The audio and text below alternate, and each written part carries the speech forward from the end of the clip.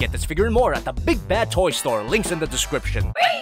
Hey, my name is Jobby, and today we're taking a look at the MAAS Toys Mayhem Mekanics Unrustable. Is that a swear word? So if any of you guys are familiar with the third-party Transformer circuit, you've probably seen this up for pre-order on the Big Bad Toy Store, T-Ups, or whatever store you'd like to go shop at. And you might be wondering, what the hell even is this? This is not a character that I've ever seen before, and you'd be right. Because to my knowledge, the Unrustable Bastards are an original concept by MAAS Toys, which if you remember were previously featured on this channel. And I suppose technically this line isn't called the Unrustable Bastards, it's actually Mayhem Mekanics. And the idea behind Mayhem Mekanics is that you got a rider, known as a prospect, and a bike, also known as a bike. And they combine into a giant robot, in a similar way to the whole headmaster thing from Transformers. But instead of becoming the head of the giant robot, the prospect becomes its tits. Anyway, before we get too far ahead of ourselves, let's bring it back to the bike modes here. So as you can see, there are two figures in front of you here, and yes, this will in fact be another double review. Because from what I can tell so far, the Mayhem Mekanics line is actually just the same mode with various color schemes and head sculpts. It's not lazy at all. It's innovation. Let's just get this rider off of here.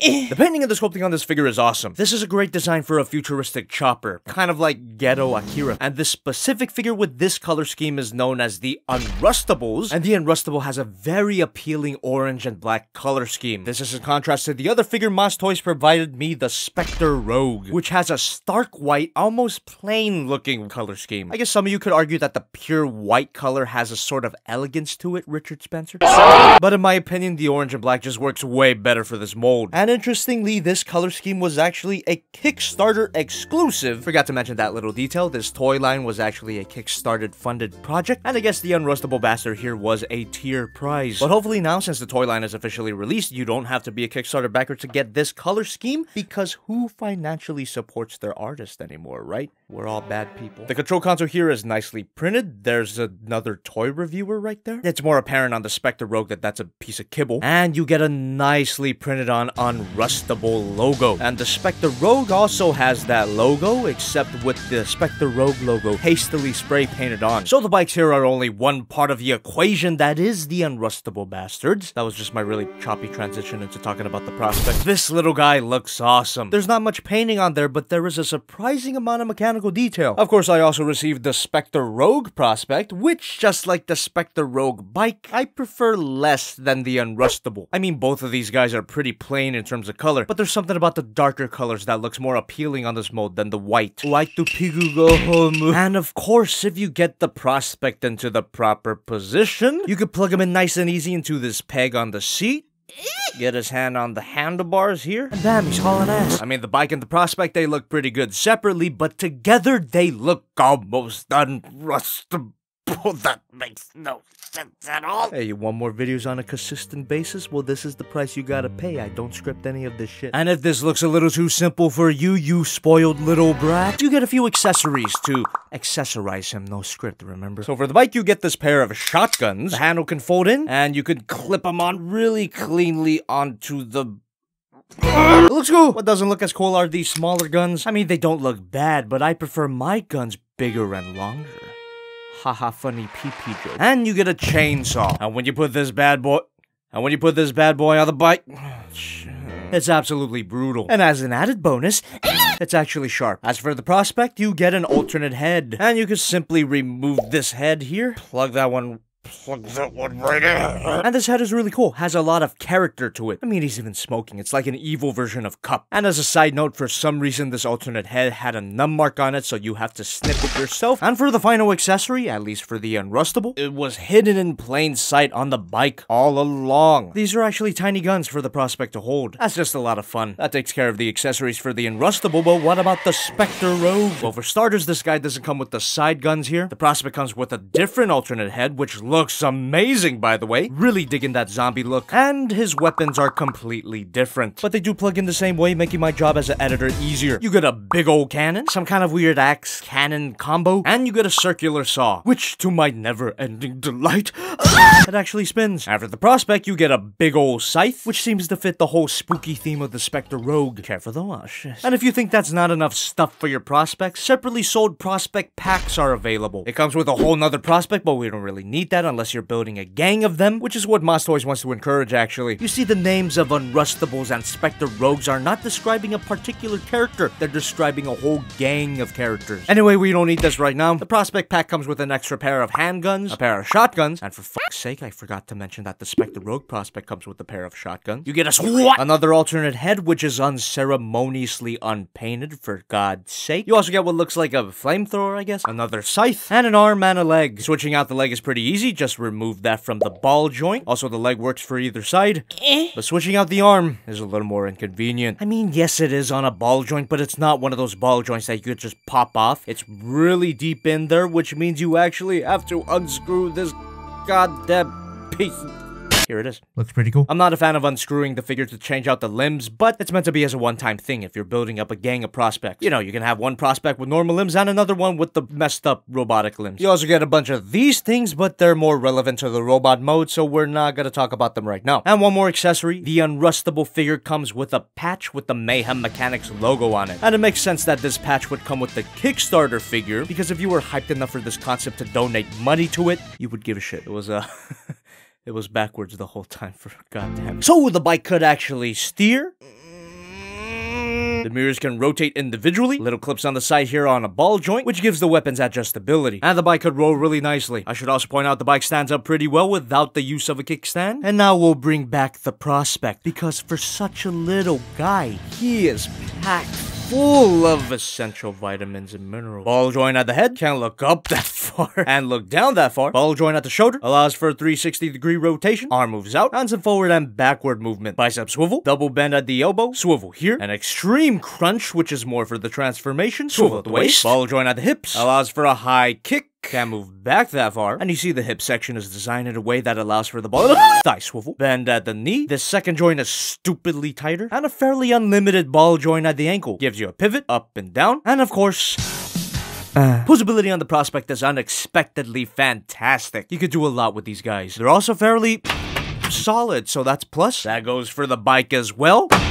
And that ends the part where I release my deep-seated anger. As for the size of these figures, the prospects aren't that huge, but they're not mini-con size either. But the bike is actually fairly long. Who needs a ruler at this point? Here's Figma-matic Economy, SH Monster Arts Godzilla, Masterpiece Optimus Prime, MAAS Toys' previous release, the Skiff, and of course, the MAAS Toys Mayhem Mekanics Specter Rogue. That was kind of a pointless comparison since they're the exact same figure. But my dear friends, it is not the end of the video quite yet. We've still got a transformation to deal with.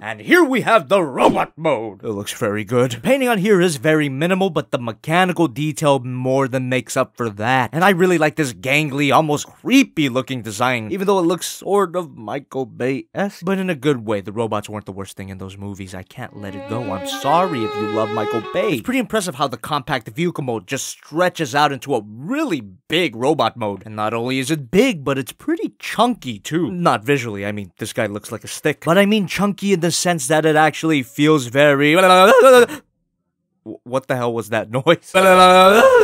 Can't really complain about kibble on this thing. It adds to the whole scrappy aesthetic of the toy line. But what I can complain about are these gaps on the side. I mean, from the front, of course, it's not gonna look bad, but man, if only there was some way to fill that in. And of course, the Specter Rogue is the exact same figure, but oh my god, that color. Or should I say, lack of color. Jesus, this thing is plain as...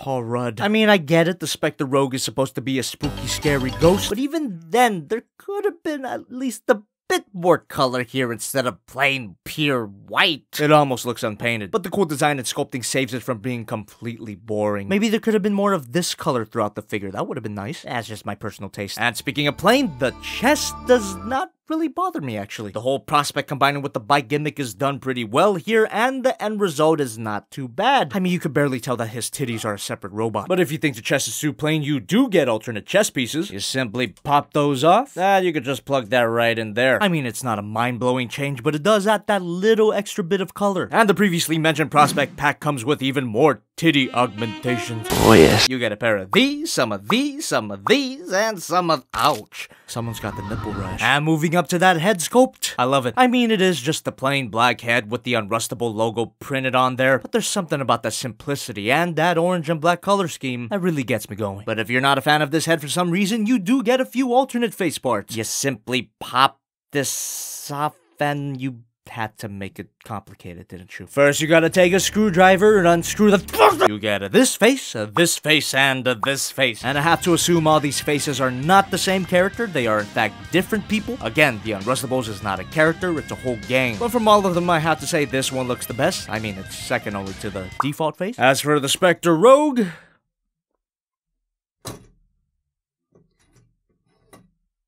Son of a bitch. Worth pointing out that the balance has to be in a particular way so it doesn't fall down.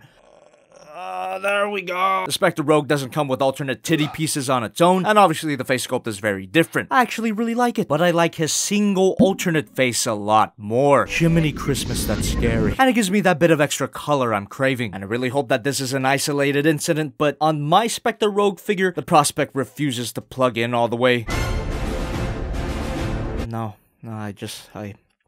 fuck. And of course, all the previously mentioned weapons fit in the figure's hands. Plugs in very simply here, wrap the fingers around, there you go! The chainsaw and circular saw actually have two handles on them, so the figures can double hand them. Only weapon I can't really get working is this axe thing. Doesn't have any clips, doesn't fit, and let's just forget about that. And clip it onto his back.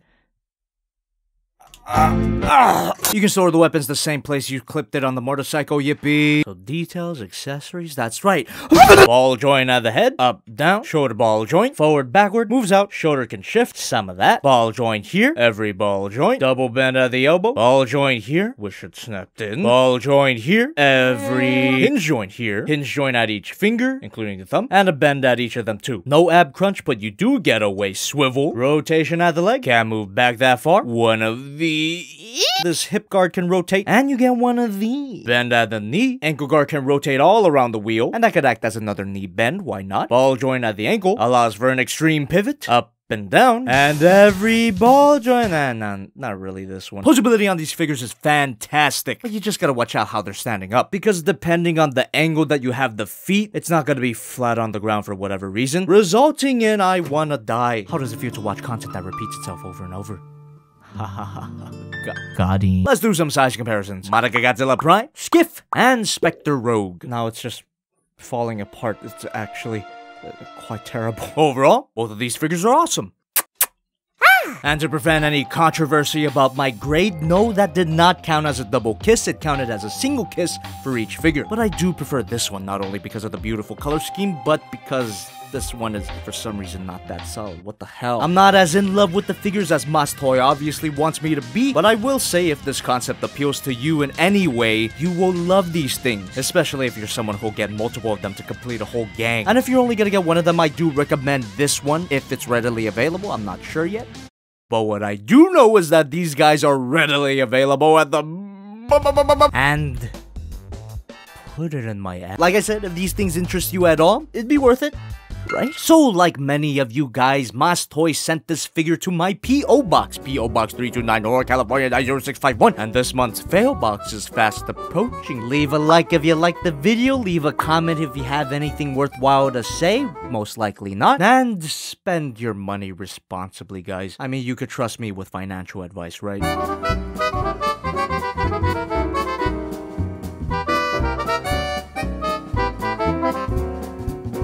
So that prospect pack is this much. That's quite literally Pokemon money.